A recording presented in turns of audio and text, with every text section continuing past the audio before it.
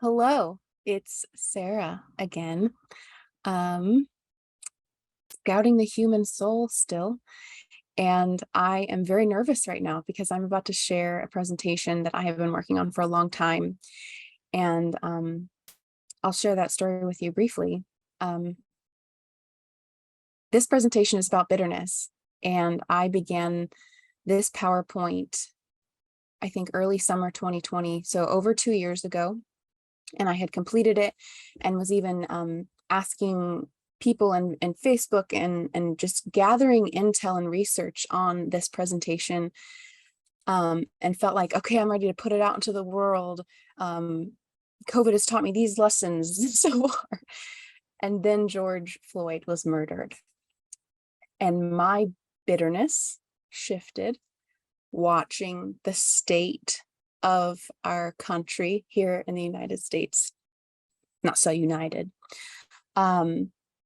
decay. And at that time, I was suffering with a poison ivy rash that kept flaring over and over and over because I just couldn't handle. I was just like sucked to the news. I could not get away from all of the negativity that was just everywhere. I was also working online, in social media, in the Zoom online teaching world. And so it was really hard to get away from news it was hard to get away. Everyone seemed so plugged in and so locked in. And anyway, that period of time was when this presentation really coalesced for me. And I sat on it for 2 years because I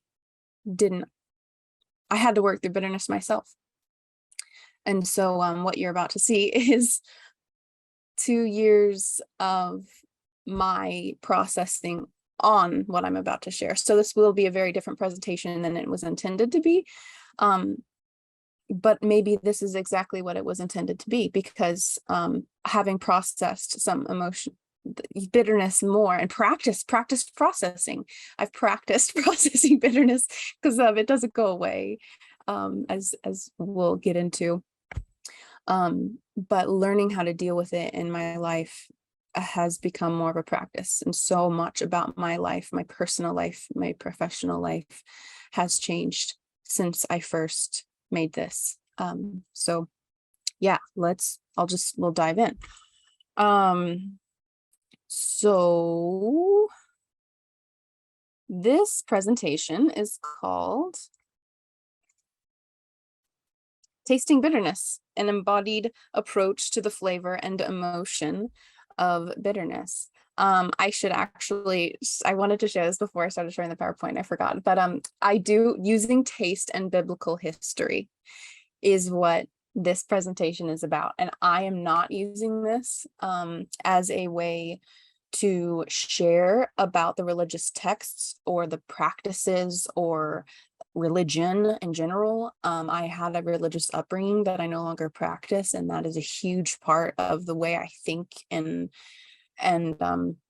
part of the pattern recognition I see with the way people behave. Religion is a part of that, and like the emotional processing that I've gone through, I kind of see I see patterns in this as well. So you'll kind of hopefully by the end see my point, but I just wanted to start out by saying that my point here is to not share like a religious perspective as correct or the way to learn these things at all. It is just my interpretations of some pretty cool material, and these are just my observations. So here it is. Here's what it is.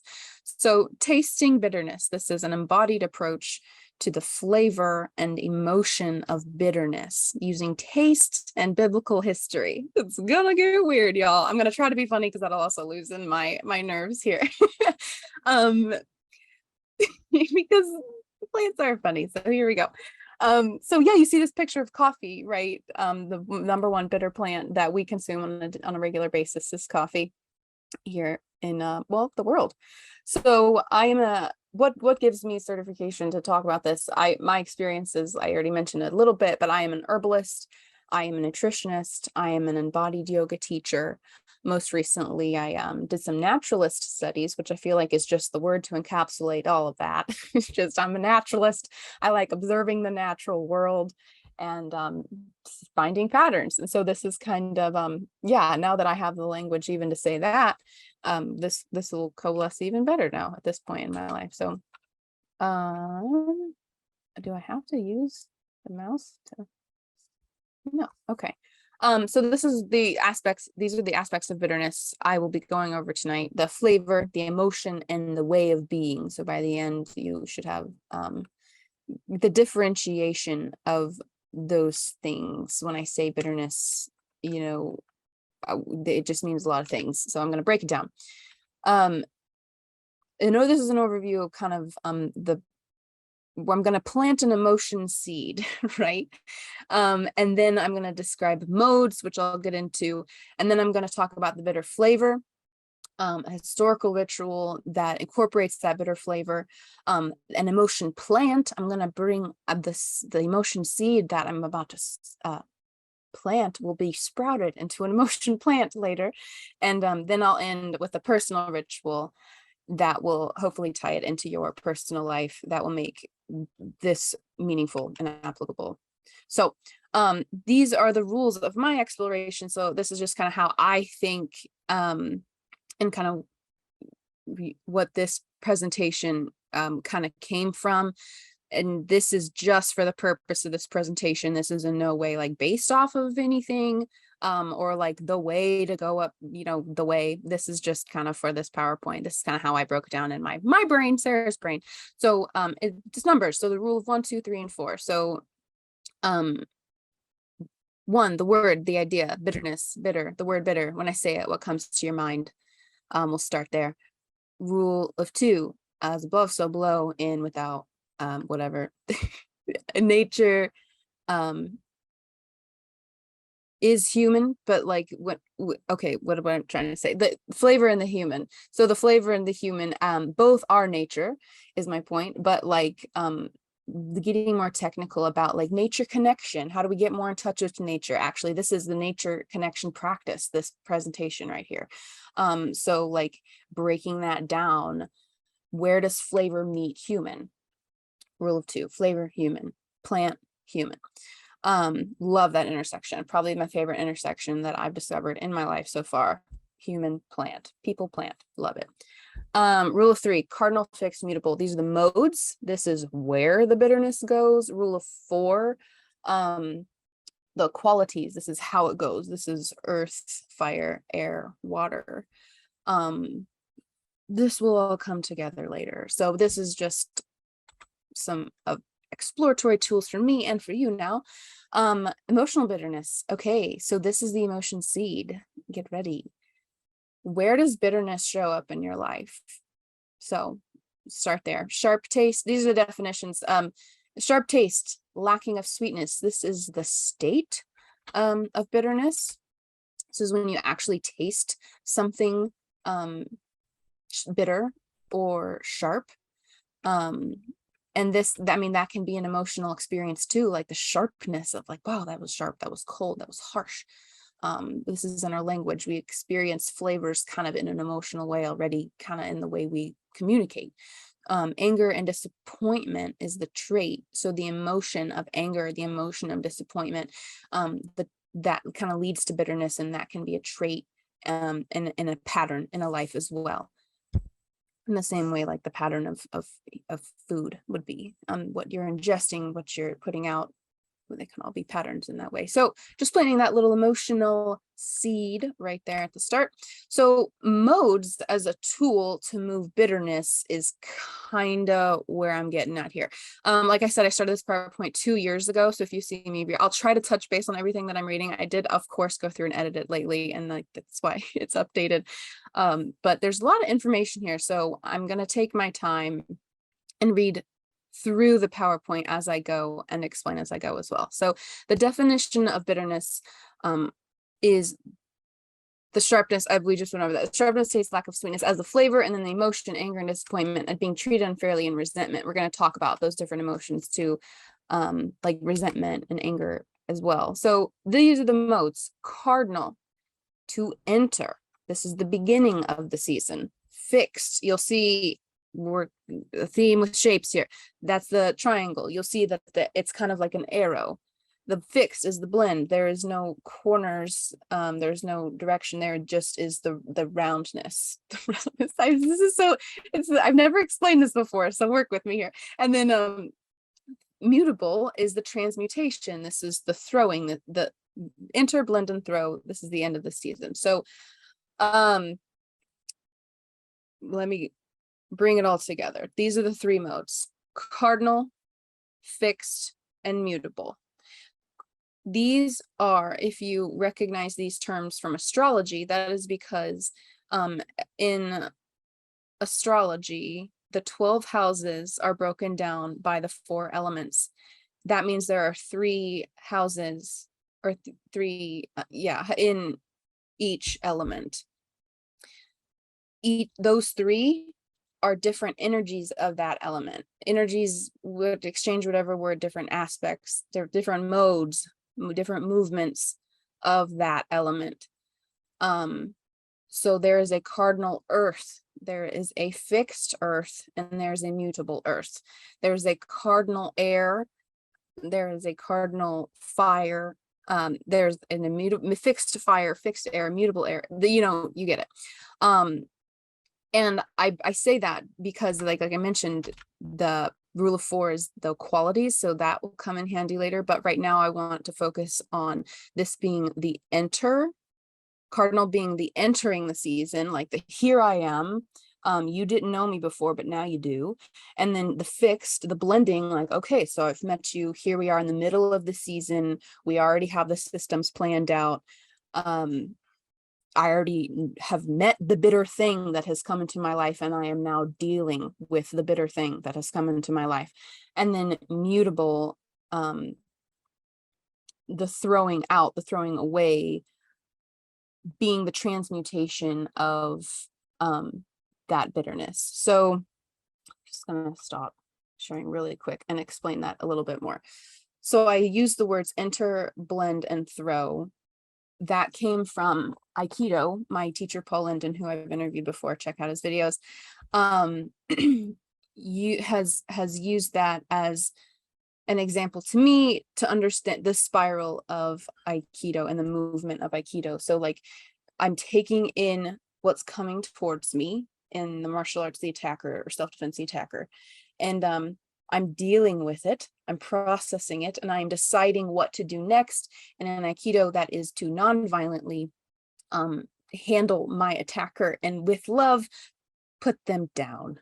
So that is the peacemaking art of Aikido. And so that enter, blend, and throw can be applied to obviously martial arts, but also dance, also sports, also communication, also relationships, life. So this pattern of cardinal, fixed, mutable doesn't just apply to astrology. It really applies to, in my mind, I mean, possibly every aspect of life. So, and we're always holding these parts as well. We're always in a cardinal stage at the beginning of a season with something in our lives, and then always in the middle of something too. And we're usually, at the end of something else, all simultaneously, because we're complex human beings and we do a lot of things, and emotions can be that way. And if we're not doing all those stages with something in our daily lives, we're probably doing that on an emotional level. And that's my point here. So yeah.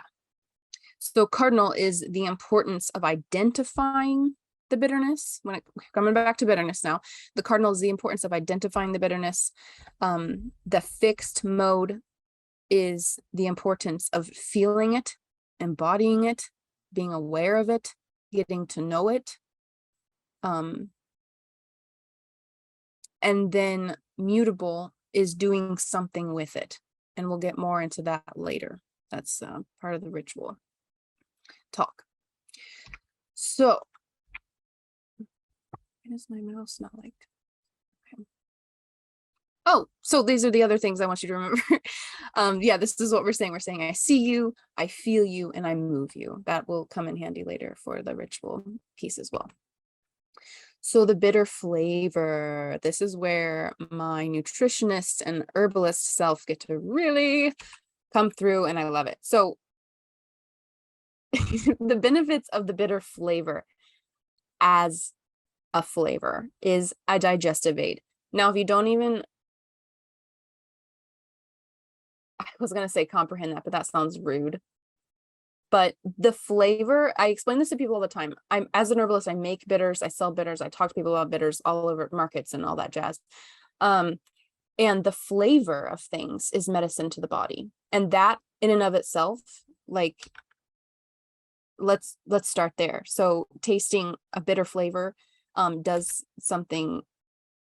It's a digestive aid, the flavor itself. So yes, obviously the constituents of the plant do it, and the sugars do it. When you say something sweet, the sugars do that thing, but the flavor itself has an impact on the body that I think is beyond mechanical. And I think because it's emotional, and because patterns are emotional, and because we are emotional beings, I think we digest in an emotional way as well. And so that flavor, I think, is happening more than just a scientific clinical aspect here. I think like it's happening on an emotional level too. So it does increase digestive fluids and saliva, yeah, on a chemical level. So it increases hydrochloric acid in the stomach. It increases bile production in the liver and bile flow to the gallbladder. And by assimilating more nutrients of the digestive tract, your body doesn't have to work so hard to be nourished by the food you eat. Oh, go figure. And adding bitter flavors by stimulating the digestive system will make it easier to digest the food you eat, and then your body doesn't have to work so hard, which is a crazy concept to me, even as a nutritionist. After I went to dietetics school, which that's another story, but like I still really has taken me years to really understand that, like, how hard the body works to digest the food is part of metabolism. You don't just, it's not like the way you eat food, like food isn't just food, how you digest it is a big part of it. Again, it's what this is about. So the enteric mind, the enteric nervous system is linked to our mental health. That lives in your gut, by the way. If when you think about, like, listen to your gut, like that's your enteric nervous system. Your gut is telling you something. Your digestive system is telling you something. Your whole emotional body is telling you something. And it's linked to your mental health. Therefore, mood and emotional health are related to bitters. Who knew? An acquired taste for the bitter flavor allows us to have a more diverse palate. So this encourages an enjoyable diet with a healthy bitter to sweet intake ratio, which is really important. You will need more bitters than you do sweets, but that balance actually can happen in close to every meal. And it's really satisfying, and you can do it with really healthy foods. The occasional sweet treat is more efficiently processed by a liver that's frequently challenged with bitters. One bitter a day, like eating one bitter thing, this might be a deeper thing to go into later, but eating one bitter thing a day, you start to ask that question, like, well, what do I have to do to actually, like, get the benefits of eating bitters? How do I do this? Won't save your health, right? Like, it has to be a pattern. It has to be a habit of incorporating bitter foods into your lifestyle.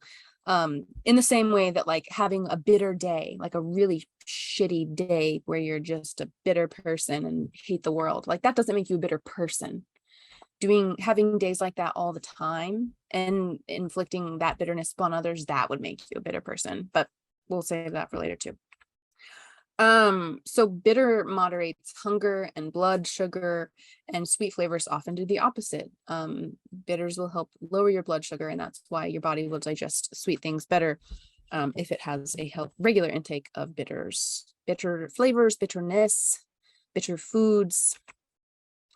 Oh, I liked this. I like this quote. Why bitter is better. This is a HuffPost article by Dr. Andrew Weil. He says, as a culture, we've left behind forever, I hope, the possibility that sugar-laden Lucky Charms cereal will ever again display the American Heart Association's seal of approval on the box, as it did as recently as 2008. One can only hope we soon take the next step, which is to refuse to eat this stuff altogether. That last part in parentheses there, doctor, I don't think is realistic, but I got a small peek into the dietetic and professional medical world of nutrition, and yeah, those seals of approval will continue to be on unhealthy food as long as the food system is running the way that it is. But that is another presentation as well. So bitter receptors are all over your body. Everyone's talking about, oh, cannabinoid receptors, they're in all of our parts of our body. Cannabis is the answer. So bitter receptors are in all of the parts of your body that deal with the external world. Not that any part of your body actually doesn't, but I'm talking about the digestive system, the skin that actually comes in contact with the external world more so than even your digestive system does. But which is crazy to think about too, just even like being outside in nature and feeling like bitterness is a thing. Well, okay. So skin, so digestive system, so this is increased of digestive fluids, like I mentioned, warns toxic tastes. So tasting toxic plants, so this is kind of what I was about to tangent into, but then I'm getting back to it, is tasting bitterness can warn you of this is poison by, like, if it gets worse as you chew it and it's bad, you spit it out and your body kind of tells you, hey, this isn't right. Not always, that's not a good rule of thumb, like forever and in all situations, but so we know its quality by its touch. So the receptors on our skin, we know kind of by its touch of the plant. I'm saying both leaves and the skin. So like by our skin, we know how healthy we are by feeling our skin. Well, we can know certain things by feeling our skin. And then same with the plant, you kind of can tell how astringent it's going to be, how sticky or mucilaginous it's going to be. If it's really rough, you can learn a lot by just looking at the plant and getting to know the plant, and also seeing the patterns of herbal actions and like qualities of plants. But even, yeah, I guess that takes practice too. But I was gonna say, even without practice, you can know some things about a plant just by looking at it, by the quality of it. Yeah, same with people. So my point being that these bitter receptors are on our skin, so we can kind of feel the bitterness through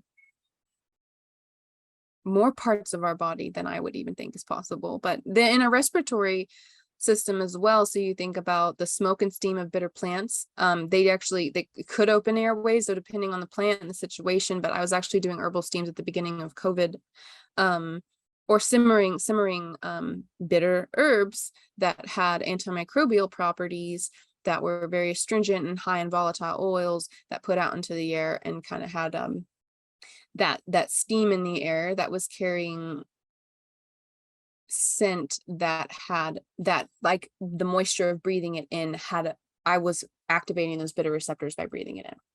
So that's pretty cool. This was added at the beginning when I first made this over 2 years ago, and my memory has dumped its meaning because that no longer looks important to me, but I'm assuming that is a bitter receptor. God, did COVID fuck anyone else up? I know it did, and that's a rhetorical question, but like I don't think the same anymore, like I'm not the same person. So the taste of bitter, here are some bitter foods versus bitter herbs. And I say versus because there's a difference between foods and medicine. And even some of these herbs would be considered foods, and some of these herbs would be considered medicine, and some would be considered both, but depending on the dose. I've mentioned before that Kayla Rowan, my first herbal teacher and mentor, still my wonderful dear friend, she would instilled in me that the medicine is in the dose, and that is true with bitterness 100%. So remember that the medicine is in the dose. But I have asterisk here. I mentioned at the beginning, coffee is the number one bitter food that we consume. That is asterisk along with cocoa. That's another one, massive consumed bitter plant in the world, chocolate. And then hops for beer, of course.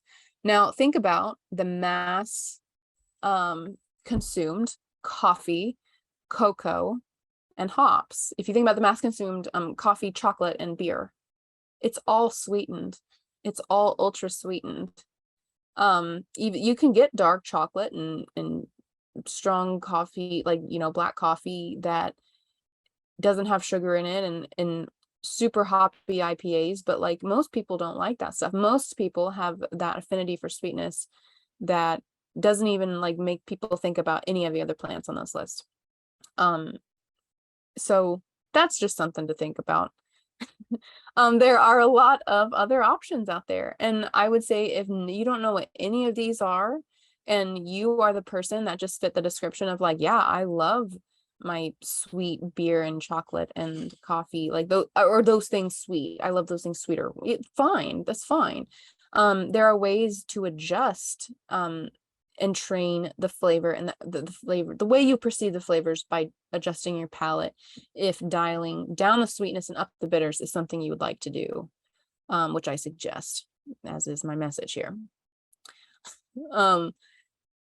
And then, you know, learn about some of these other things. Fennel, angelica, lovely. Yellow dock is, and works similar to dandelion. All are good for the blood and the lymph, and I was gonna say the liver. They're known for being beneficial to the liver, and I think that's because they do help the digestive system altogether and just general blood health.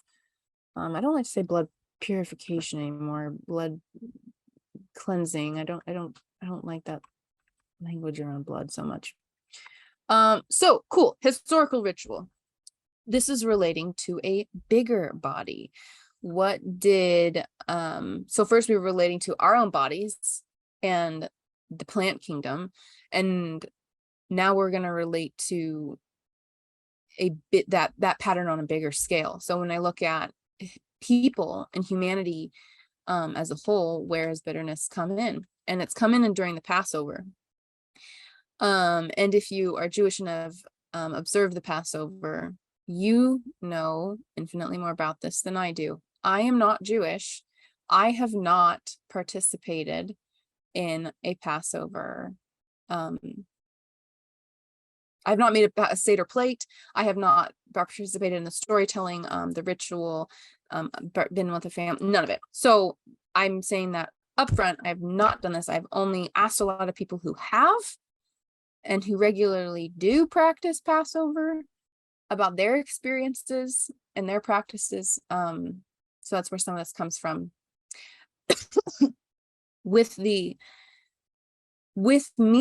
By me holding this question, why remember bitterness? Why ritualize it? Why, you know, I just explained why it was an important thing for our health, but I also dropped the emotion seed by saying, hey, you have emotional bitterness too. And here's why the flavor is really good, but the emotion is sort of negative, right? Like it's sort of shitty to be bitter. So why remember it? Why practice it? I think we are what we practice. We are what we repeatedly do. And, you know, this is the question. So, we're gonna start in the book of Exodus, and I just need to pause because I just think that that's funny the way I led up with that question. And I'm like, we're gonna go back to Exodus. And I mentioned at the beginning that I did have a religious upbringing that I don't practice anymore, and a lot of me going back to these texts is really healing for me. really to like go back and then like use these stories in the way that I have been instilled with this biblical knowledge for good, and hopefully it helps other people understand other aspects of scripture in a different light that isn't just, well, whatever. So that isn't just whatever, that isn't just the bitterness that you understand it to be, that I understand it to be. I'm pretty bitter about religion, and that's why I'm using it to understand why people do it, why we have done it for all of human history and probably will continue to do it. What is the basic human need that's being met through these practices? And so I'm going to do that with sacred text, because sacred text and oral tradition and sacred stories are something that is really important to me. And to go back to the ones that help shape me, it's just been enlightening. So I'm going to read these verses, and then I'm going to read some other stuff, but I guess I just wanted to kind of emotionally prepare myself, because I have never read Bible verses like for people. Wow, I haven't thought of that until this moment. I guess I was not in a place where I could I was not in a place where I could be a teacher as a woman in the church. And so like getting to share this stuff, not this stuff, but getting to read scripture that I find important wasn't something I could do in front of everybody. And even though I'm doing it right now alone in my room, I still know that more people are going to see this someday, hopefully. So yeah, I'm about to read some cool verses that hopefully tie together some cool things, and I am doing great. Okay. So, yeah, so this is from the book of Exodus, which is one of my favorite books in the Bible. So this is Exodus 1, very beginning. So this is Pharaoh talking about the Israelites. If you know the story, Pharaoh enslaved the Israelites, raised Moses. Moses came back to free the people by saying, "Let my people go." And he did. It's a great story. So this is what Pharaoh says about the Israelites. He says, "Come on, let us deal wisely with them, lest they multiply. And it come to pass that when there falleth out any war, they also join unto our enemies and fight against us, and so get them up out of the land." I'm going to read that again, thinking of this from Pharaoh speaking. So if you think about the ruler of a nation, right, says this about a certain people. "Come on, let us deal wisely with them, lest they multiply. And it come to pass that when there falleth out any war, they join also unto our enemies and fight against us, and so get them up out of the land. Therefore they did set over them taskmasters to afflict them with their burdens. And they built for Pharaoh treasure cities, Pithom, and Ramses." I hope I'm saying that right. It's been a while since I've been doing a church service. Anyway, so verse 12. "But the more they afflicted them, the more they multiplied and grew. And they were grieved because of the children of Israel. And the Egyptians made the children of Israel to serve with rigor. And they made their lives bitter with hard bondage, in mortar and in brick, and in all manner of service in the field. All their service wherein they made them serve was with rigor."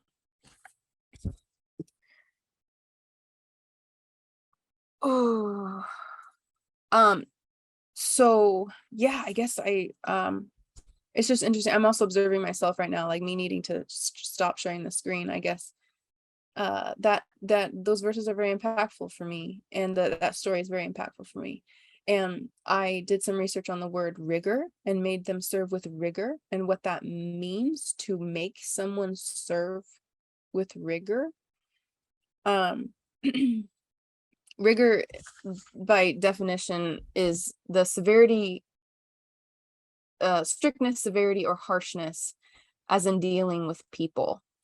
This is the severity, this can be described as the severity of living conditions, hardships, wartime, the state of our current world. It's also described as inflexible accuracy or adherence.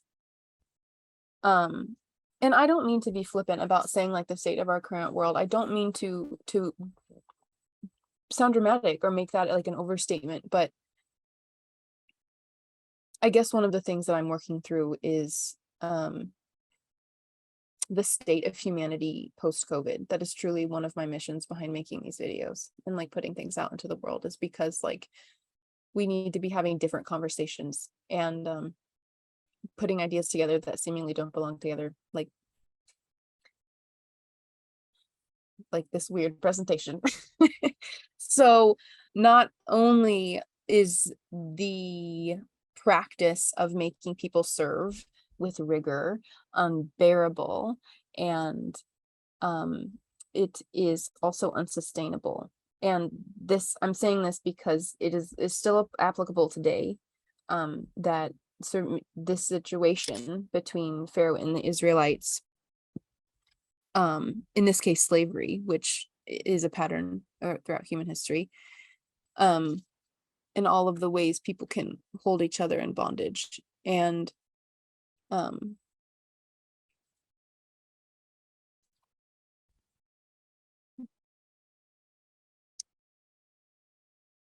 yeah, that's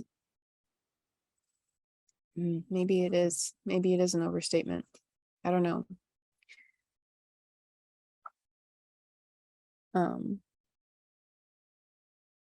It's not life affirming to live that way. And it can happen to anybody. The way in which we enslave others in more ways than in all of the ways that there are slavery, as well as the ways in which we enslave ourselves. And that is why this is so hard for me.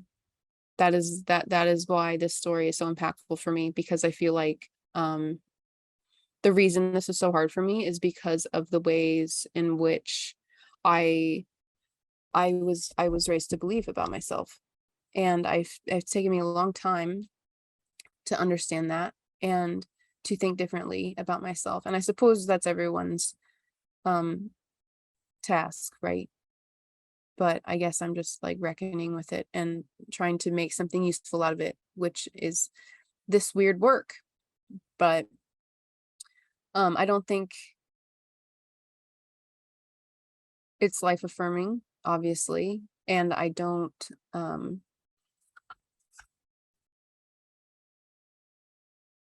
think not doing anything. I think the story serves a purpose in the ways that I totally derailed. I think this story serves a purpose in the way it's used in modern day ritual, and as a body witch that I have identified as before, you will see that things like this, like using ritual in your life to tell yourself a story, to work with a story, is fascinating to me. So this is what this is. This is the Passover Seder plate. This is maror is one part of it. That's what's circled here. This is the bitter herb. There are other parts here. They all have names, and there's an order to eating it that I'm not going to go all into.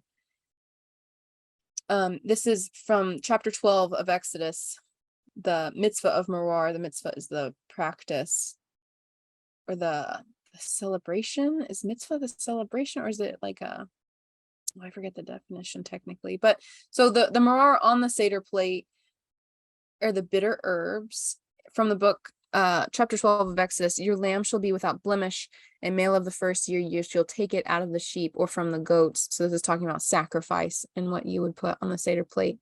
And you shall eat, well, not, okay, so you wouldn't eat the sacrifice, but, and then they shall eat the flesh of and they shall eat the flesh in that night, roast with fire and unleavened bread, and with bitter herbs they shall eat it. So specifically unleavened bread cooked with fire.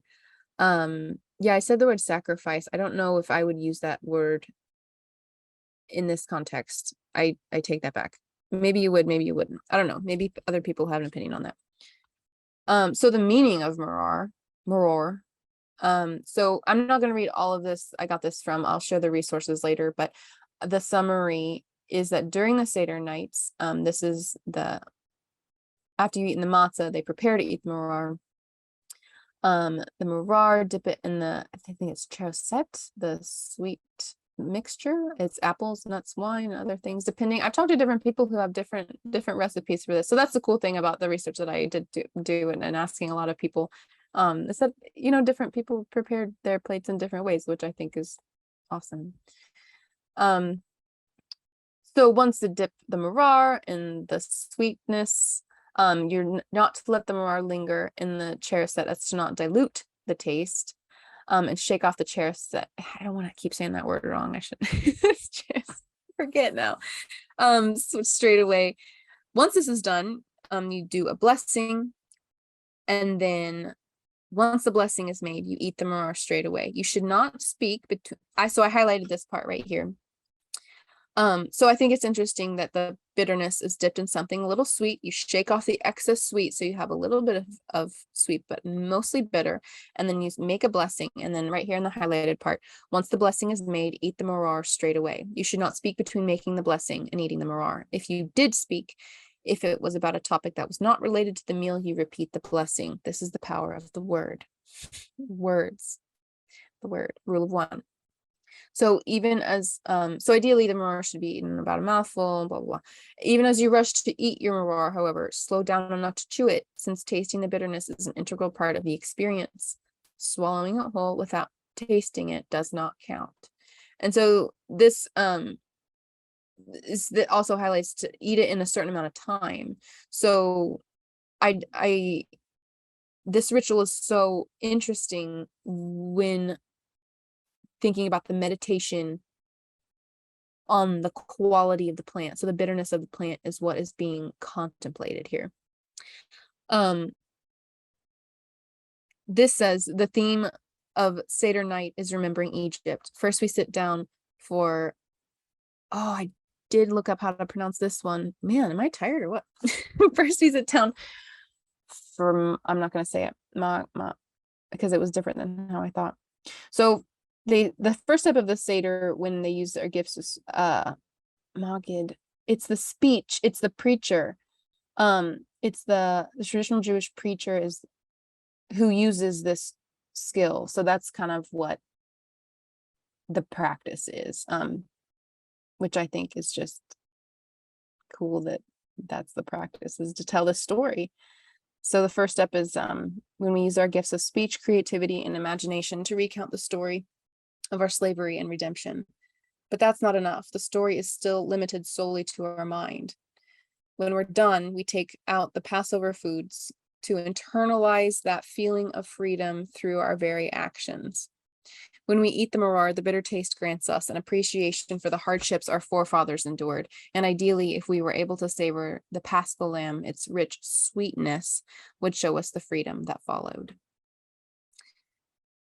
And that sweetness word is highlighted too, because I'm sure you're seeing a pattern of like sweetness is often there with the bitterness.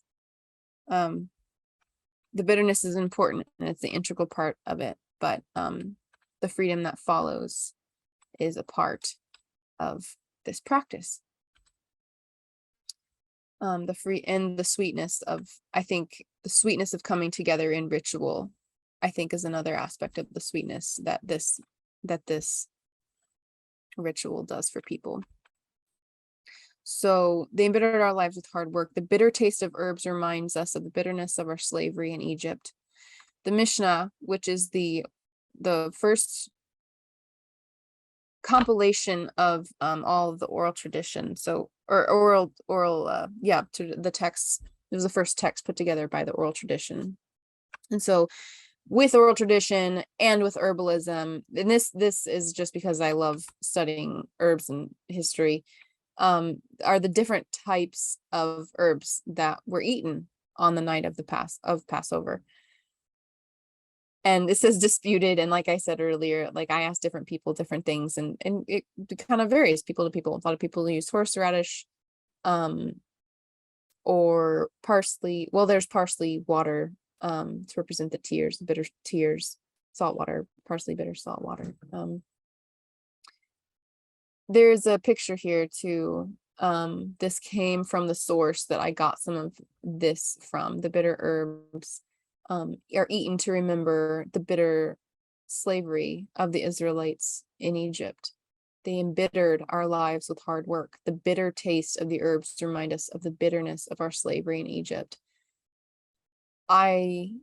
Looking back at history and seeing that this is what your people went through is a bitter feeling, which leads me back to emotional bitterness.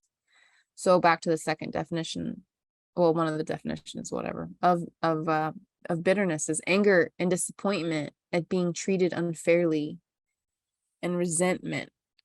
So under Pharaoh, that's Ramses. This was actually, I looked it up. Under this experience, it was Ramses II. The Israelites experienced oppression, infanticide, slavery, affliction, abuse, and a mass exodus that traumatized the Jewish ancestry for the following 3,000 years. And because patterns are patterns, that will continue until it doesn't anymore. And I don't know how it doesn't on a big scale, but part of my interest now is how to do it on a small scale with the individual. So what I want to remember now is that emotional bitterness is natural. Like bitterness, I've already mentioned, is a pattern in nature. It's in plants, it's in foods, it's the receptors for it are in our entire bodies. We know how to process bitterness as a human. We are built for processing bitterness. It is an intrinsic part of our metabolism, which includes the ingestion, the consuming. That's the cardinal, right? The fixed is the metabolism, and then the mutable is the doing something with it. It's a part of our bodies, and it's a part of nature, and it's natural. So I just want to highlight that. It's warranted because, look at just this. I use this example because with Pharaoh and the book of Exodus, and mainly because I am so impacted by these biblical stories that I do feel like I know them well enough to like really talk about the meaning about them. Like I really, I somewhat have to, but I do think it's the way that I can express my bitterness about slavery all across the world. I guess I could have taken any example of slavery or anything that is bitter. I just think slavery is one of the worst things humans can do, and so it's a pretty good reason to be bitter, right? And so and everything else that there is to be bitter about, and it can be little things like the way your neighbor talks to you, right? So it's warranted in a lot of situations. How much and when and how, that's the name of the game. It's also necessary, I'll say. I actually added this one that wasn't a part of this slide 2 years ago when I was working on this PowerPoint. I added that because at this point, in just the way that social justice has changed our culture, alongside COVID, alongside healthcare shifts, alongside housing crisis and recession and all of that, right? It's necessary, this bitterness, because we need to feel it and we need to do something with it other than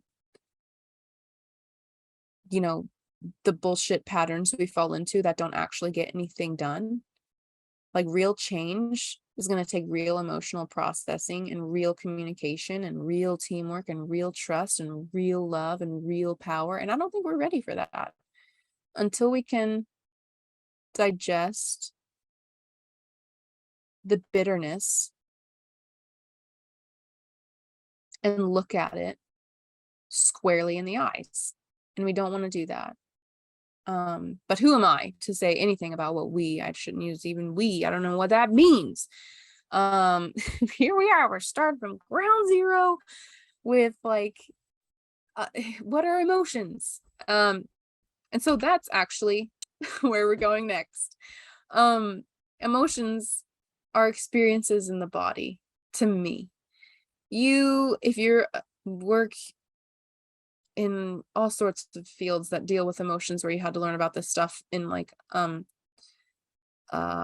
standardized accredited way, you might have a different perspective. Well, you will, because I am not a professional who has studied these things like a PhD or a clinician, but I have a body and I've been feeling it for a long time and trying to understand the patterns and emotions within myself. And I have dealt with some of these, so I feel like I can at least go over some of the emotions that have to do with bitterness. So we're going to talk about some of those that I mentioned earlier here. So bitterness as resentment and disgust. So Wiki says that resentment is a complex, multi-layered emotion that has been described as a mixture of disappointment, disgust, anger, and fear. Other psychologists consider it a mood or as a secondary emotion that can be elicited in the face of an insult or injury. Disgust contains a range of states with varying intensities, from mild dislike to intense loathing. All states of disgust are triggered by the feeling that something is averse, repulsive, and or toxic. Disgust may also alternate with the feeling of anger if the disgusted person is angry about being made to feel disgust. Now that last one, I have the website up there, paulelkman.com. That fascinating website, great work this guy's done. But all that's really complicated. But what I want to highlight from this slide are a couple of things. First, the thing, emotions are complex. By working with bitterness, I am not working with one of these things. I am simply giving you the tools that will create an interesting playing field when you go to work with the bitterness in your own life, when you go to actually now analyze where it's coming from in your own life, looking at some of these related emotions and giving yourself the language around emotions. Being more emotionally intelligent allows you to work with bitterness better and to handle it better. So that's the point of this, is providing some language around that. So mixture of disappointment, disgust, anger, and fear, those are all different, right? The felt sense for each one of those is going to be different for you. It says other psychologists consider resentment a mood.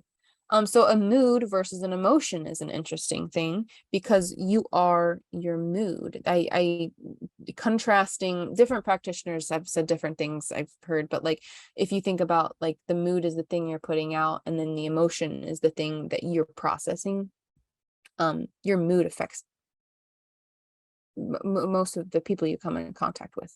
We were talking about being able to read things on people's faces. Like you can read people's moods pretty well. Not always their emotions, they're complex, they're always dealing with things. Remember, on like the beginning, middle, and end of the season, for emotional problems, even like you're usually on different levels with all those things. So like the emotional being of a person is different than like the mood that you're in.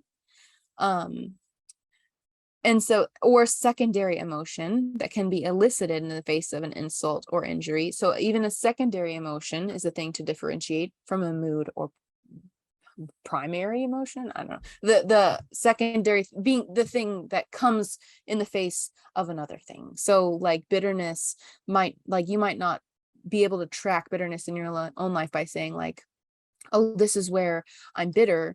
You might be so fearful of something that you're bitter about how afraid you are. So there's another layer. So disgust, it says here, can be a range of states. So the I mentioned that earlier too, like you can tracking the mild dislike to the intense loathing, finding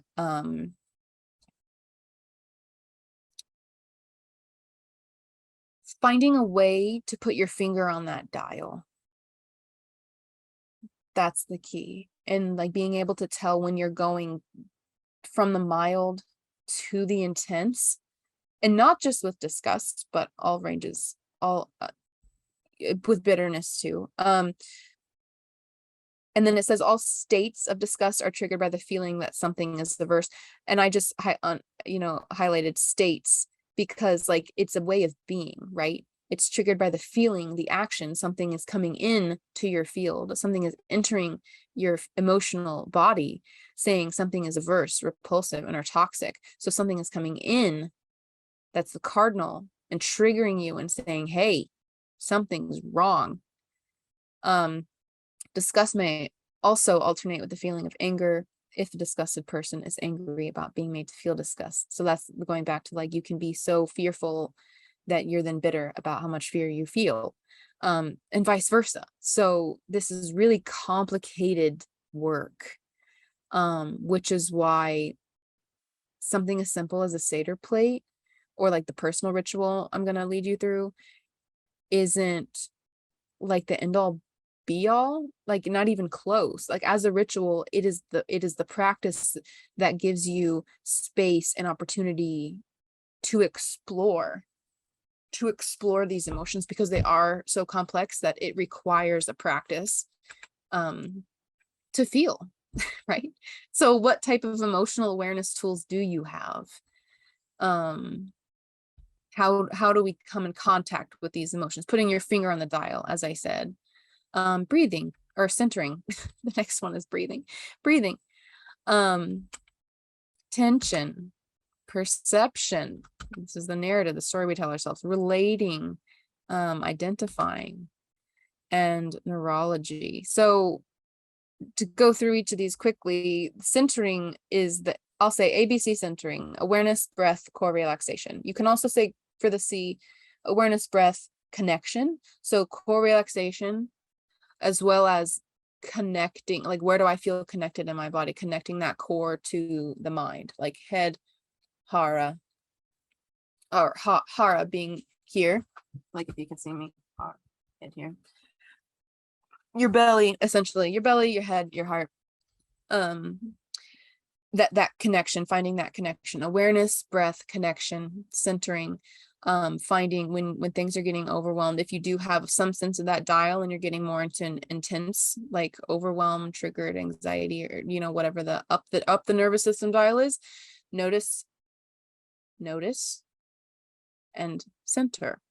And centering will at least let you, and if you have a practice of that, especially, you're more likely to notice when you are going off center. Yeah, more, that can be a whole nother class too. Centering. Breathing, same thing, can be a whole nother thing. Breath work, noticing your breath, just noticing your breath. I would say that's number one, to feel your emotions. Notice your breath, start there. Tension, noticing the tension in your body. That is, I notice it in my jaw every day. I release the tension in my shoulders and my neck and my jaw every day. I would just start to notice where are you holding your tension. Just ask yourself that question: where am I holding tension in my body? The perception, feeling emotions is an inside job, right? But like not only, as social beings, like we are influenced by everything externally too, of course, but the narrative, the story in which we tell ourselves and perceive those things that are around us, track that. Data versus interpretation. What do you know versus what do you think you know? That can alter how we digest emotionally as well. Relating and identifying, that kind of goes back to the perceiving and working with the world around you. And then and then the neurology, the actual your brain might work different than mine. And so like we'll feel differently or like have a different response, of course. And so that's just another aspect of your nervous system. Actually, this was, I did put this picture here for a purpose, I think, because I really liked just this image of like, this is the actual structure of our nervous system, right? Like this is the cell body. And it's almost like these things that help our awareness and our emotions, like are actually like how we find our center. Like, I don't know. I'm not going to say something crazy. I'm always saying something crazy, but I just see these patterns of like, God, it's like everything comes, it trees off like this pattern of like, we just branch and then branch and then branch and then branch. And that's how the nervous system works. Right. But emotionally, that's how it is too. So it's like we get lost in all these branches and all of these twisted vines that are out here in the nervous system. And it does take a lot of training and practice and work to come back to the point where you're like, oh, here I am at like a safe place to climb this tree. And here I am close to the trunk where like the body is, I'm getting real like off here. But like, I don't know, do you follow that? Do you follow that pattern of like coming back to center? You don't do it once, it takes a lot of practice if you're already lost to come back here and then get to that point of self where you do notice these things and feel differently. You can feel differently, like the way who you are. Of course you're always changing, but like that means how you feel will change throughout the years. And that's just super cool to me. That's just, we are so adaptable as humans. So expressing emotional bitterness, I love these pictures because you can see it on people's faces, right? This is your mood. This is the mood that you're in. This is my face all the time.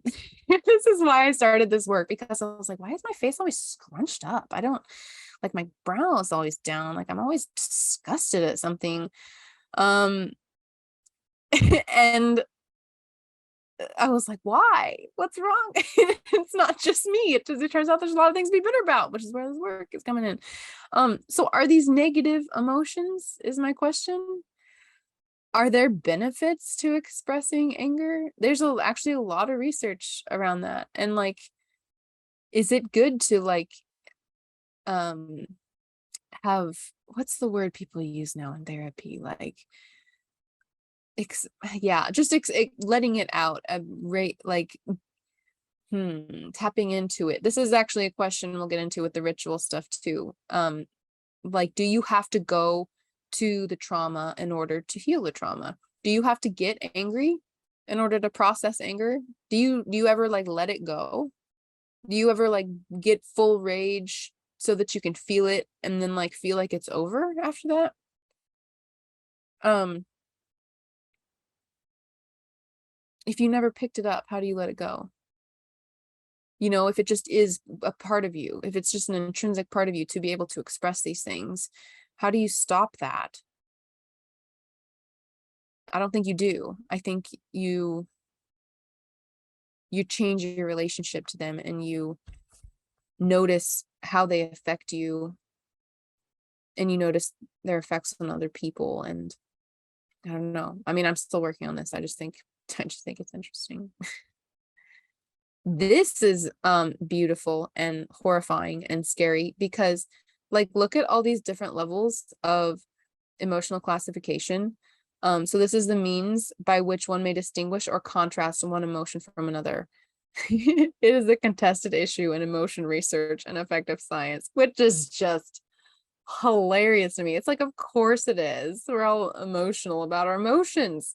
Like, of course it's a contested issue. We're talking about like the way we feel.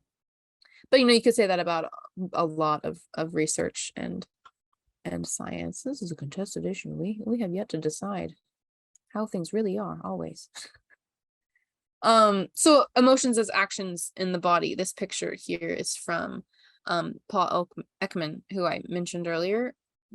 I think this is interesting because it puts this is that dial I was talking about. It's a good visual of like, okay, I can handle like not liking something, and like it's not so intense and I can still be a civil person, versus like I have to leave this environment because this is so intense that it's causing ill effects on my health, and I have to change more than just my personal patterns, but also perhaps my environment around me. That's kind of how I see this. It's like, oh, this might be an internal job.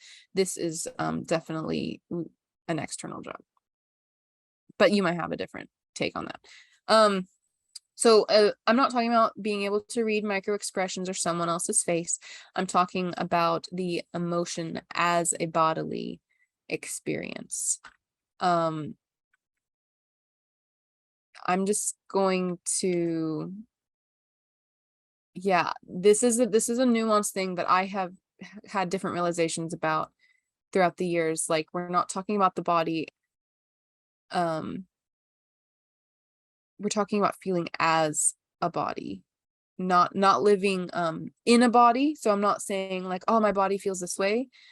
I'm saying I am the loathing. I don't know if that makes sense, but like, for example, loathing. So state change versus trait change. I mentioned state versus trait earlier. In the body, you can change state. As a body, you can change trait. So I was saying living in the body, oh, like my body can do this, or I can change my posture and affect and change my breathing, and that'll change my state here and now. But as a body, as the person that does that over and over again, I can change the trait in which, my state, my default state and my baseline then begins to shift, because I've started to affect the traits of my being, as opposed to just the here and now, the state of my being. I am a body as an object, but I am also a body as an agent, a free agent, as a sovereign agent. And I think that's kind of the difference to me, in a way. Emotions belong to me. Oh, this is complicated. So being made to feel insert emotion is no longer possible when I take on somatic responsibility for the emotions occurring in my body. Your response to external stimuli is what determines your embodied emotion. I don't need to understand the emotions in my body in order to radically claim them as mine, but I do need to be able to identify them. Okay, so somatic responsibility. Being made to feel that I was made to feel a certain way. I'm not going to go too deep into this too much, because it is a philosophical debate that I probably have argued with Paul Linden on camera about at some point that you might see. And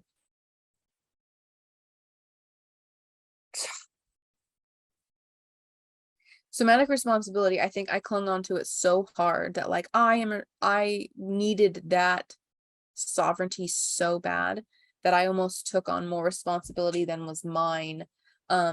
Even and that kind of came out in like blaming the environment around me for the way that I was, which it has an effect, right? But like that goes back to the state versus trait thing. So the response to the external stimuli is the difference. So is what determines the emotion that comes out. Like anger might be the thing that comes up. That might be the thing that is the cardinal, but that fixed, like, okay, I'm aware of that. What comes out might be different. So you might be made to feel a certain way, but that thing that you are actually making might not be the same. And so like get more nuanced with that idea, with somatic responsibility. Like how much power are you actually giving away every day to the people that you think are making you feel a certain way? Can you take power back in that way, in your emotional landscape, in your internal landscape, and saying like, actually, you're not making me angry. I don't want to be angry. I'm not going to be angry. And of course, that flies in the face of righteous oppression, right? Or righteous anger in the face of oppression. Like that sacred anger, like that's kind of what I'm tapping into here, even though I don't love that language. I'm gonna understand that more. So perhaps as greater beings that shape us and create our as greater beings that shape us and create our path with us. Okay, I'm just gonna ignore that. That must be a typo. I don't know what I mean there. Knowing that my emotions belong to me helps me identify external emotions and the emotions of others that do not belong to be me. Containment. So that's what I'm talking about. I really drawing the line between what is happening within me, and what is happening without of me. And if what is happening without of me affects me in any way, what am I letting in and what am I letting it do to me? Which is just the fucking way that's the struggle, right? Like that's just the way, the fucking way. That's just the way. Ain't that just the way? I'm just wondering what that bullet point means. Perhaps as greater beings that shape us to identify. Oh, about emotions. So it was about the previous bullet. I don't need to understand the emotions in my body in order to radically claim them as mine, but I do need to be able to identify them. And perhaps those emotions that I'm able to identify through this work, perhaps the nuggets of wisdom that you can find from exploring your emotional bitterness, your internalized embodied bitterness, maybe those are the most beautiful things you can learn about yourself. Maybe they're massive teaching tools that can guide you down a path that you didn't even think was possible because you actually were too afraid and you were too disgusted and you were too resentful and you were too angry and you were too bitter. And so that's why you put all these blocks up in your own mind and enslaved yourself and became victim to your own stories and weren't able to see that, like, through these negative feelings, other possibilities come up. And I never would have thought pain could give way to such pleasure, but that's how it is sometimes, and vice versa. So it's complicated and it's windy, and like those pictures like that, those pictures of the emotions, like that spectrum, like that's how complicated it is. And so containment here, I'm just going to show you really quick because I made this. This can be applied. A lot of this can be applied to like embodied yoga principles, which is when I think I will apply this to like a somatics class at some point in person. Well, I have with a small group done the bitterness tasting, but like with somatics, like you can really explore this, coming down to this work specifically with containment, in all sorts of ways. But embodied yoga principles, this pose, just this holding of this circle here, just like this. And then the practice is like, what iPhone size would you like? Yeah, that's just my teacher's example. I actually don't love iPhones, but so like what level of space would you like in this space? That's the question. In your containment, would you like to let a lot in, or would you like to close your boundaries off for a while and close the container? Or would you like to just like let a little bit in, like just a little light, or like just a little bit of the world, so that you don't get overwhelmed and you're not wide open? Like that's another pose for practicing other things. But if like letting in too much negativity is what's making you bitter, try boundaries, try containment, try a whole nother workshop. Right. So that is one of the one of the many ways to identifying and naming emotions, and then helping you see what's actually coming from you and what's not coming from you, and where those two things meet. Oh, boo, boo, boo, boo. Mouse isn't working again. Yeah, I was talking about the intersection of plants and, oops, what in the world? Okay. Okay. So personal ritual. Now we're relating as a body, like we were talking about. We're working on trait development. We're working on not becoming a bitter person. That's the goal. I don't know if you've caught on yet, but let's not become bitter people. Let's use bitterness and at times be bitter, but let's not be bitter people.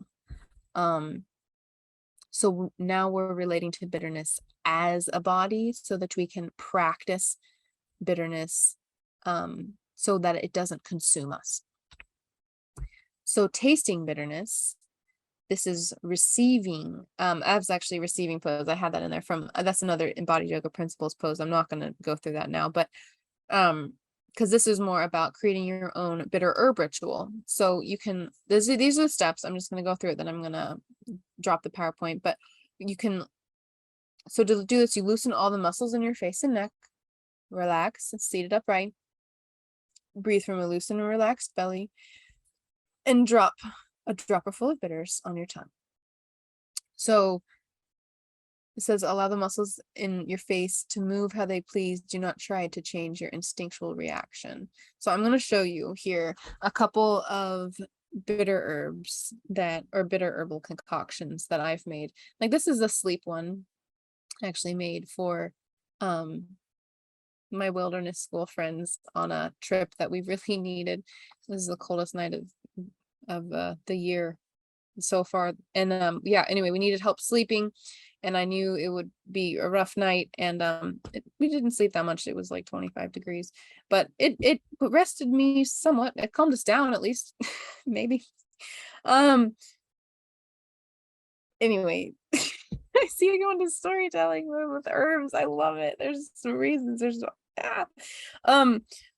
So this one, there are some sweet things in it, but skullcap is the most bitter herb in there. And so for this practice, you taste it and you drop it on your tongue, relax all the muscles in your face. And you're seated upright, right? Or you can, well, no, probably start, if you haven't done this before, sit down and then get your bottle of bitters. If you actually, that's the first step. I should have started with that. I'm sorry.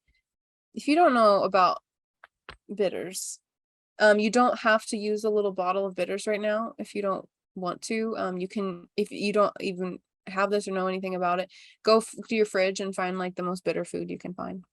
Maybe it's like an onion or a piece of a garlic clove actually works. Oh no, that's too acrid. So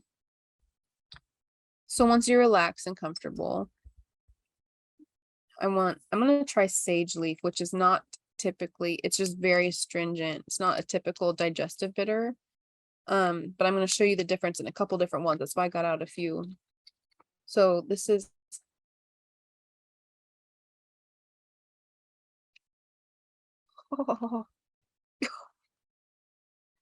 sage. Okay, so what are you noticing? My face, right? My eyes did this. Sage has an astringent quality, so it kind of has that pull back and up kind of feeling. That's the medicine of sage actually, when used topically, is to like pull the tissues together. Internally, it works similarly. This is yellow dock. I mentioned yellow dock as being, that was on the bitter herbs list, as being good for blood movement, liver, assimilating iron is one thing that I heard was great about yellow dock, and I actually got this tincture for that. And I noticed an increase in energy. I tend towards anemic sometimes, and if anyone else does that, that's just, I'm mentioning that because maybe you're eating enough iron, but maybe you're not assimilating it properly, metabolizing it in the body. For whatever reason, maybe you need more bitters in your life. It's a good way to do that. and pick up the iron a little bit better, so you digest more of your iron. So on the tongue, and part of the as big or a small piece of this practice as you want it to be, is the art of questioning within yourself. So, or without, you can ask yourself, like, out loud, what am I bitter about in my life right now? What am I most bitter about in my life right now?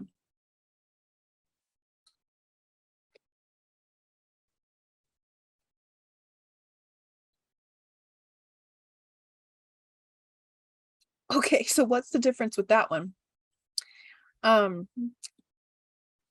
What did you notice? I still did this. This happened. This happened way more. My lips pursed up way more. That, remember that the face, like the bitterness face, the disgust face.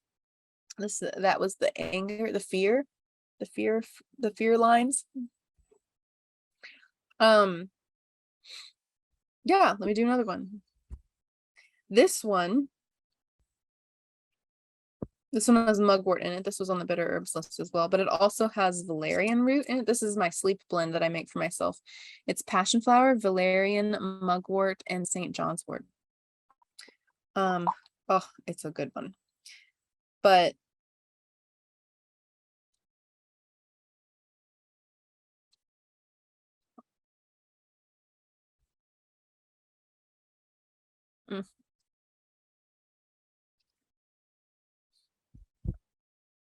God, that valerian is so gross. It's not terrible, honestly. I like it has a little bit of a sweet to it, but the smell, if those of you that know the smell of valerian, it smells like stinky socks, literally.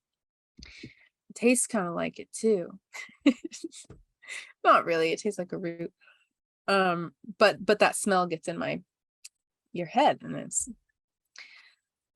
so the purpose of you watching me go through this right now is that you can see on my face the felt experience of certain flavors. And that's how emotions are. When things come into our field, or into our flavor, into our bodies, we do something with it, whether we metabolize it and use it as nourishment, or metabolize it and use it as excrement, or don't metabolize it as all and hold on to it, and never let it go, then that has an effect as well. And this practice, the questions and the internal inquiry that can happen, can be really powerful if you want them to be. And you can ask yourself questions and feel into those faces. And for me, it was when I would notice that face during the day.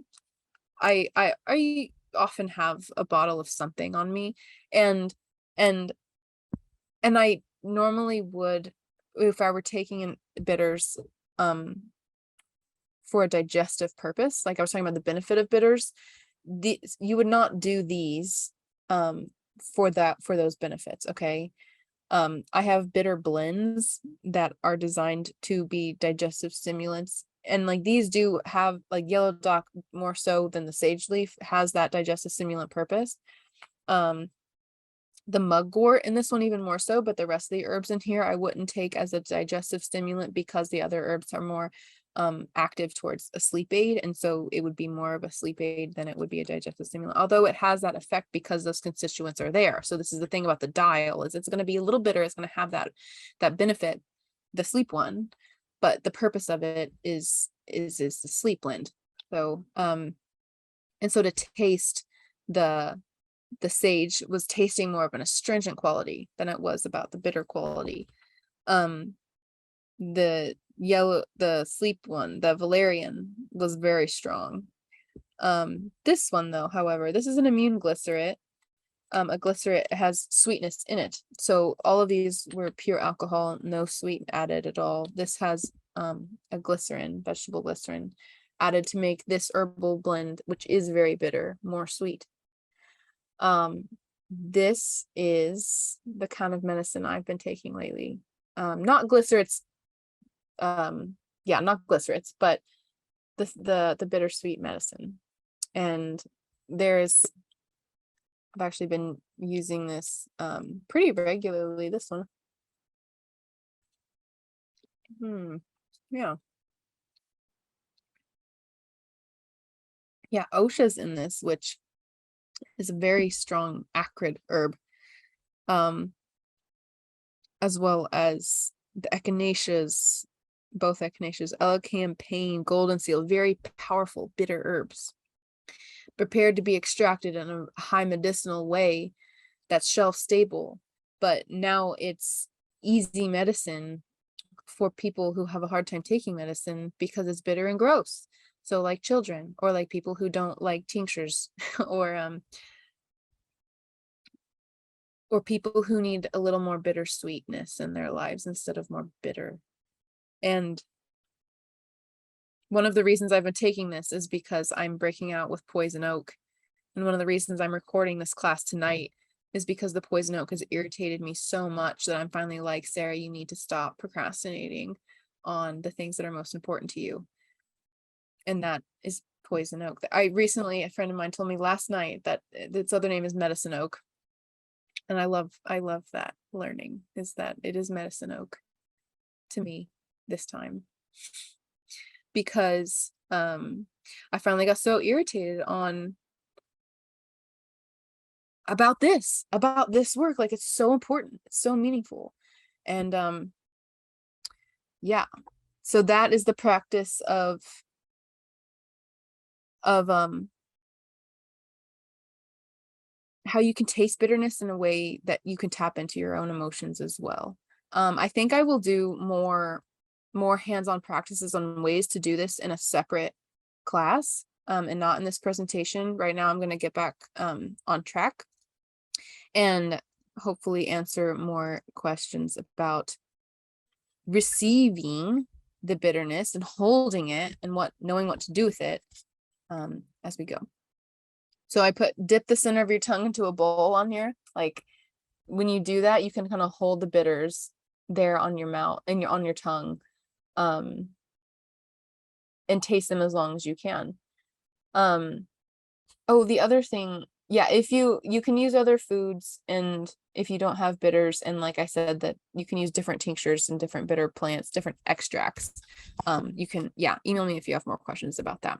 And then just noticing, again, I said, remember earlier, notice it, relax your muscles, taste the bitterness, and then notice what happens. Don't try to change your instinctual reaction, just notice it. And that is the practice of tracking bitterness in your life, which is the real lesson here in tasting bitterness. It's about how to not become a bitter person, right? So you're gonna have to practice this and notice it within yourself over a long period of time, because the bitterness isn't going away. These emotions aren't going away. So this is taking something into our bodies, in our body, and incorporating it as a body. So we're embodying the bitterness. And I think by embodying bitterness in a healthy way, we respect the wisdom that is the emotion. I don't know what emotions are. All I know is they live in me, come through me, they come and go.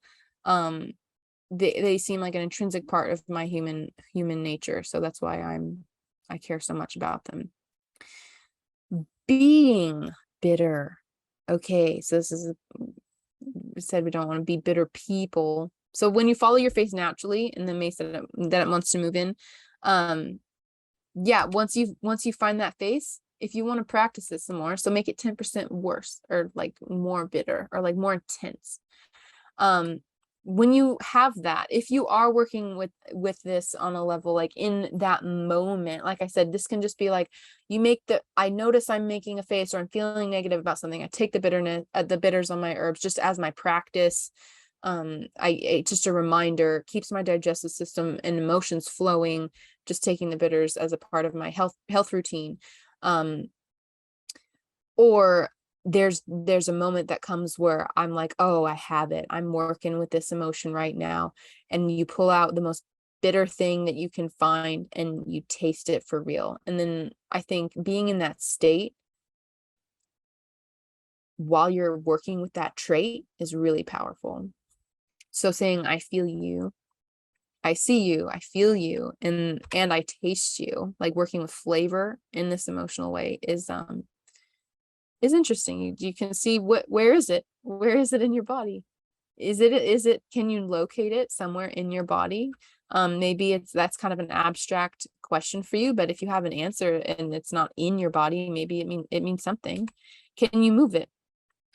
I can see the bitterness in my life. So that's the cardinal aspect, right? Like, it's coming into my life. I can see it in my life. I can hold on to that. I can taste it. I can truly taste it. I can work with it. I can be in a cardinal, fixed and mutable place with different things that I'm bitter about at different times, and sometimes different levels at the same time. Acknowledging that that's normal, like that's natural. That is the natural process of processing our emotions. Giving ourselves language and tools is what makes those like us emotionally intelligent, I think.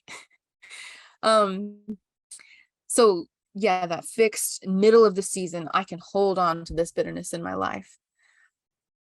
And maybe you're there forever with certain things. Maybe these are the things that you can't change.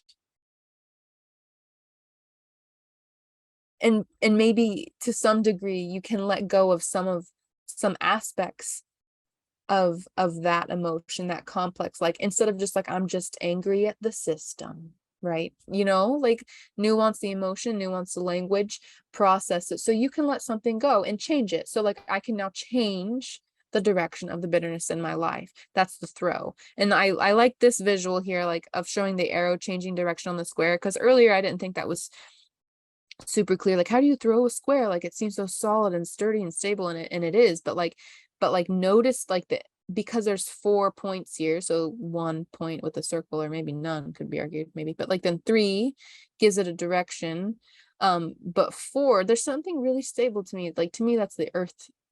It's that earth is associated with the square to me, and the number 4, and like, I don't know. And then to go a full 90 degrees is to really change directions, and maybe you go back a full 180. I don't know. And then maybe you keep going and you come back around. And maybe that's the point, is that you can just keep changing direction, because new things are going to come in. You're going to have to feel it just on somehow. Maybe this circle isn't even a circle. Maybe it's a spiral.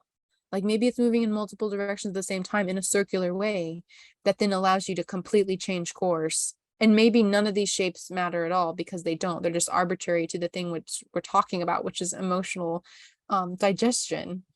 And it's not easy. It's not as easy as like shapes and angles and numbers and rules. It's really complicated work. And that's why it's worth breaking down and starting conversations about it. So I hope this is useful, that you can then move it. And so, like, what are you going to do with it once you move it? And that might be your next question, after like me explaining that weird esoteric, like, well, maybe none of this matters. Like, yeah, but it's still a good framework. Someone said to me recently, or it was said in a class, that all models are wrong and some are useful. Yeah. So this model, this idea, like this, the way I'm breaking it down, regarding bitterness, might not be the way that you handle bitterness in your life. But if you're really struggling with it, if you're really struggling with like this bitterness that you can't let go of, it's I hope this is useful, and I hope that you do want to work through it, because you got to do something with it. So when you move it, what can you do with it? So by moving it, we transform it into something else. You can move it with somatics, and this is more of an in-person, like somatic class, like inquiry, but moving it up, down, in and out of the body, morph it, mold it, change it, evolve it, add to it, look at it and say, hey, that's a good point. Maybe you build on that argument, fuel it, make it yeah, remember that bitterness is necessary. Maybe you need to fuel the flames to some degree to actually show you what needs to be done. Maybe action needs to happen, but because you're soaking in this middle place and fixating on the bitterness, you can't actually do anything with it. So maybe fuel it, break it. I added here this elemental intention, and I added those words because saying burn it, wash it away, let it go or pick it up, like this energetic emotion, this like thing that we can't see, that I feel like I struggle even like using the words right now to describe. What are you going to do with this bitterness once you identify it? Once you identify it, or the cause or the pattern or the feeling, like any aspect of bitterness, like once you have that revelatory moment about something that you're stuck on in regard to like bitterness and resentment and disgust, like knowing what to do with it is really the next step, right? And I added these words elemental intention because thinking back to the rule of 4, like I was saying, I really see things in these elemental ways. Like to burn it away would be using what I would call fire magic. Which, if that language doesn't work for you, fine. But if you don't understand the power of fire and like how using it intentionally in your life in different ways can change your life and change your environment, and like, yeah, maybe you aren't even listening to this presentation, and that's fine.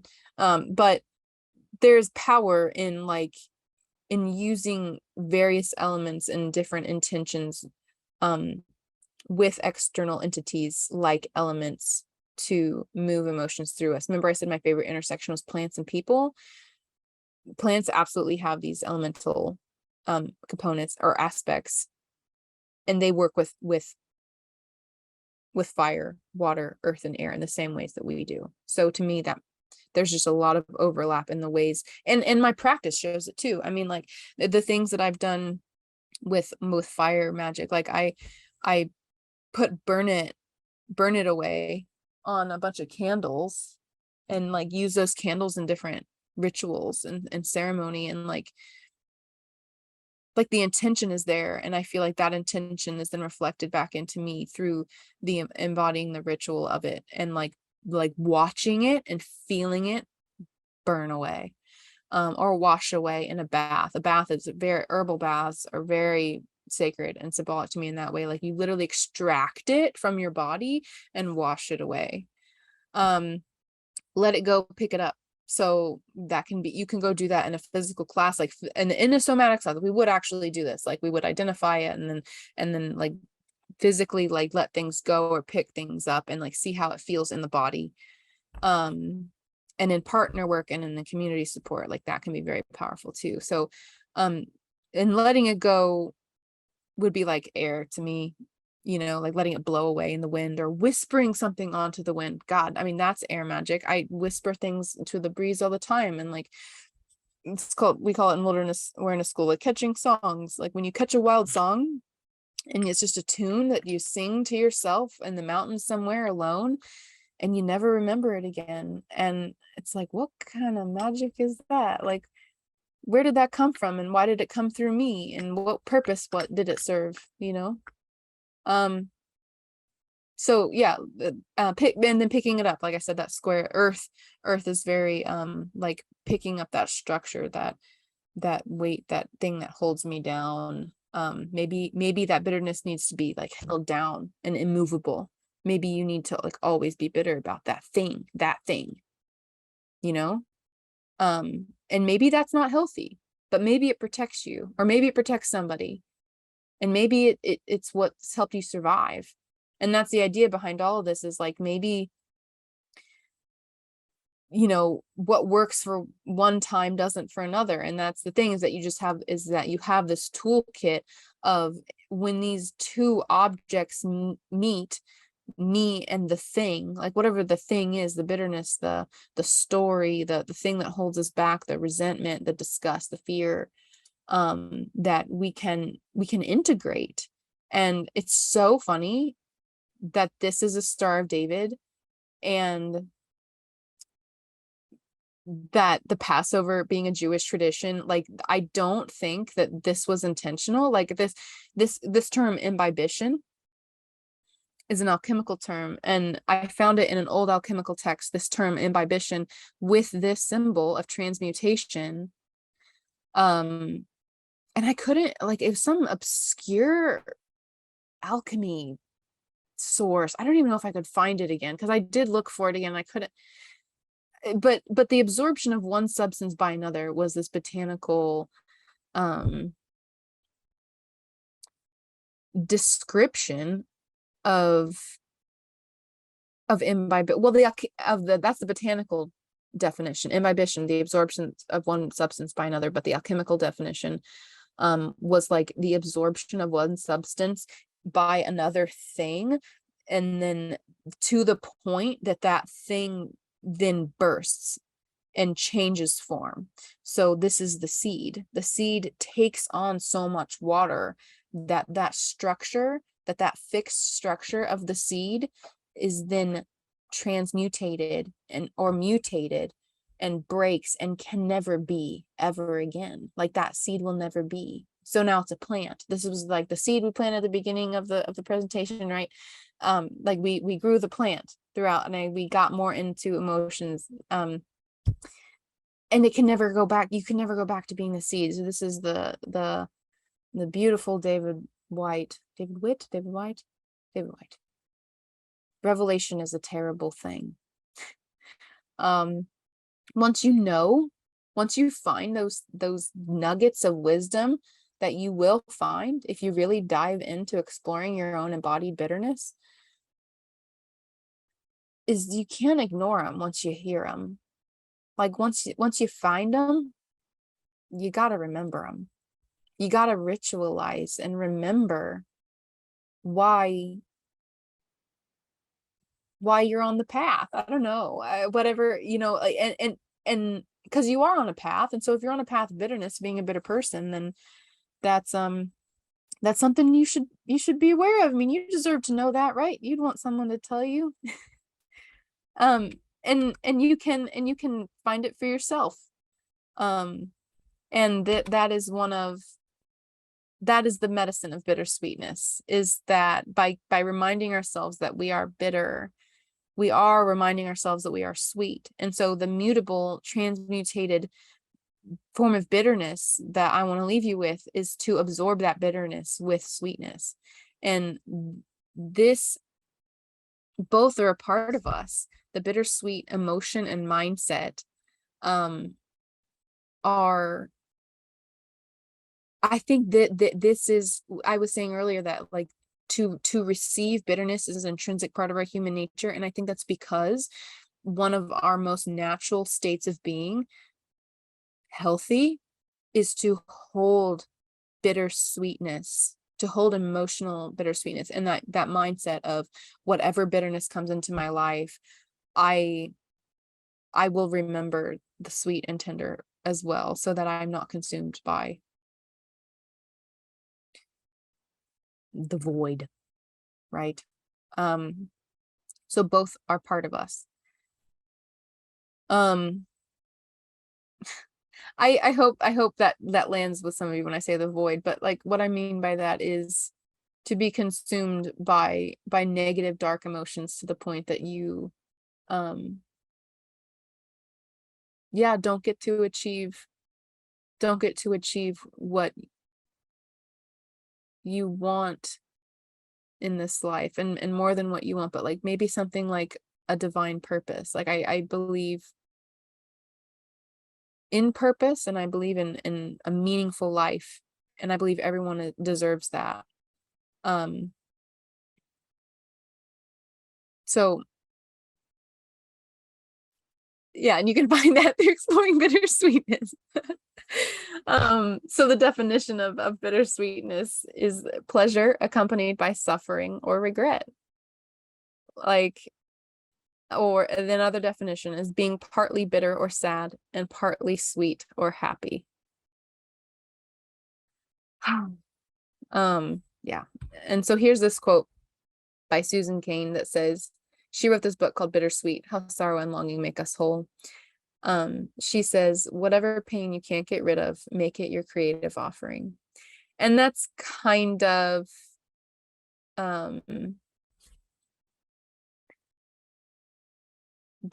my purpose in this, is like, I can't get rid of the pain that I showed you tonight in my life. Like, I can't get rid of it. It's my life, and it's also now my passion. And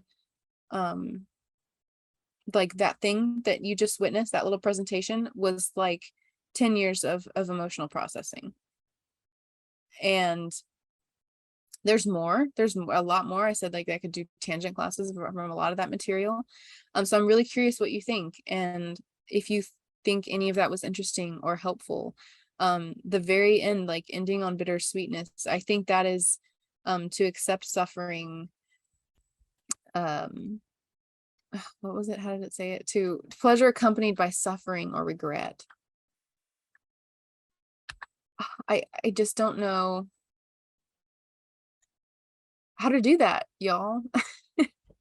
I sound like Brene Brown, which is she just she shared that quote. That was her. Oops, nope. Oh, now you get to see my computer. This was her quote, Brene Brown, or she had Susan Cain on her podcast, Unlocking Us, which is where I first heard about Susan Cain on talking about bittersweetness. And of course, in herbalism, like, bittersweetness is a part of the flavor wheel too. I would love to go over that sometime. The flavor wheel looks an awful lot like the emotion wheel. Should have put those next to each other, but with just as many flavor tangents and colors and spectrum of beautiful exploration, just like there is emotional exploration in the flavors too. So and so this is what it's about to me. Being partly bitter and sad and partly sweet or happy, because letting one or the other consume your life entirely just isn't a good way. So if you don't have the tools to change, then it's not a choice. Paul Lincoln. That is the last thing that I have to share, is that quote, because this tool to me, tracking bitterness through flavor, specifically herbal bitters, specifically the centering and like the emotional awareness, combined with the intentional flavors, combined with like really tracking bitterness specifically, and then like letting that kind of do this in my body or in my life, like just like noticing where it goes, where it comes and goes, where it comes up, like where I get really, really just resentful, certain speech comes on TV and I'm just like, there it is. And maybe that's not the time to practice bitterness, maybe the time that's to practice sweetness, but just noticing it. And then whenever I feel like I need to, at times, bring in the flavor of bitterness to meet it. And then generally incorporating bitterness being the herbal bitters sometimes, and like holding that, and then feeling it, letting bitter be bitter.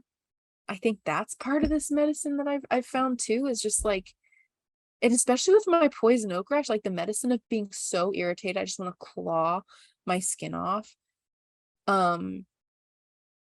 Some plants are just brutal. I mean, some plants are poison and toxic and harsh and like really like not beneficial to the human experience.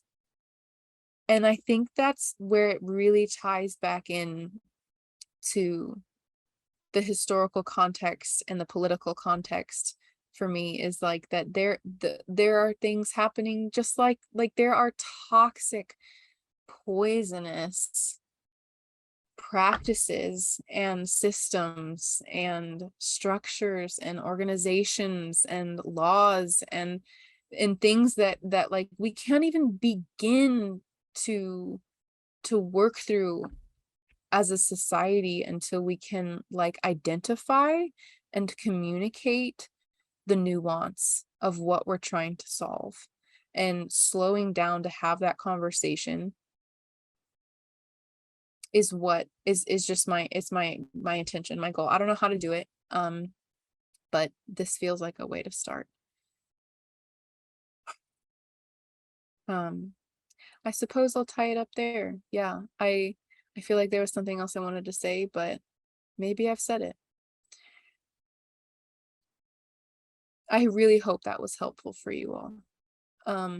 Or at least in understanding how to work with your bitterness, because for me, I once I realized how sad and bitter and afraid I really, really was, and really got in touch with it and learned that I wanted to work with it, like so much opened up, just like admitting like I'm unhappy or I'm resentful. And no, and so please reach out to me if this has been interesting to you, or if that's something you're struggling with or need other resources. I really believe in cultural change, as you can probably tell. And this flag behind me, I had custom made. It's an American flag that I had a wonderful photo shoot with, that has the pentacle, which I also have here, you can see better, with the 4 elements: fire, earth, air, water, and then spirit.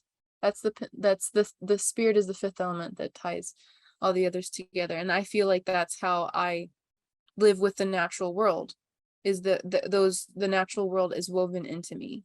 My spirit, my humans, my human body and spirit are one with the natural world. I am the oh God, sounds like I am the natural world, but like we are the wild.